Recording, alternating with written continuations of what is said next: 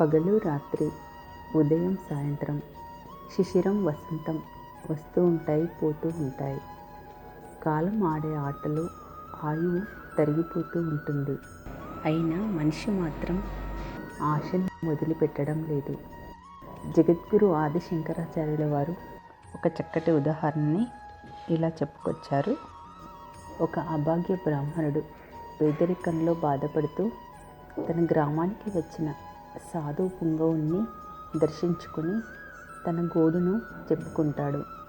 ఎన్నో మహిమలున్న ఆ స్వామీజీ ఆ బ్రాహ్మణుడి కష్టానికి కరిగిపోయి ఎలాగైనా సహాయం చేయాలనుకుంటాడు. కళ్ళు మూసుకొని తన దివ్య దృష్టితో ఆ రాజ్యంలోని ఓ అడవి ప్రాంతంలో నాణాల రాశులు ఉన్నాయని తెలుసుకుంటాడు. వెంటనే ఆ పేద బ్రాహ్మణుణ్ణి అక్కడికి వెళ్ళు, తనకి కావలసినంత సొమ్ము తెచ్చుకొని హాయిగా జీవించమని ఉపదేశిస్తాడు.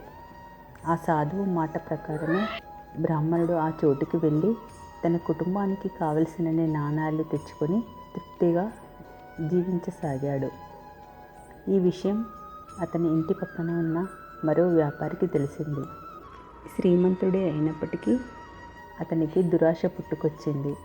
నిరుపేదగా వేషం వేసుకొని సాధువు వద్ద దీనంగా ధనం కోసం అర్థించాడు. సాధువుకు అతని దుర్బుద్ధి అర్థమైంది.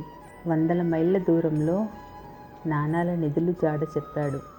ఒకరోజు ఇంట్లో వాళ్ళకి కూడా చెప్పకుండా బయలుదేరి వెళ్ళిపోయాడు. ఎంతో శ్రమ కూర్చి అక్కడికి చేరుకున్నాడు. అక్కడ రాజముద్రికలున్న నాణాల రాశులను చూసి తనని తాను మర్చిపోయాడు. వాటిని సంచుల్లో నింపుకొని మూట కట్టుకోవడం మొదలుపెట్టాడు. ఎన్ని మూటలు కడుతున్నా ఆశ తీరడం లేదు. ఇలా రోజులు, వారాలు, నెలలు, సంవత్సరాలు గడిచాయి. యుక్త వయసులో అక్కడ అడుగుపెట్టిన వ్యాపారికి వృద్ధాప్యం వచ్చింది. చివరకు తన శక్తిని మించిన నాణాల బస్తాలను తీసుకొని గ్రామానికి వచ్చాడు. అప్పటికి అతనికి అయిన వాళ్ళందరూ కళ్ళు మూశారు. తోటివారు అతన్ని గుర్తుపట్టలేకపోయారు. రాజ్యాలు మారిపోయి ఆ నాణాలు కూడా చెల్లుబాటు కాకుండా అయిపోయాయి. అత్యాశ అనేది మనిషి జీవితాన్ని ఎంత తారుమారు చేసింది. చివరికి ఆ వ్యాపారికి మిగిలింది ఏంటి? అంతా శూన్యం.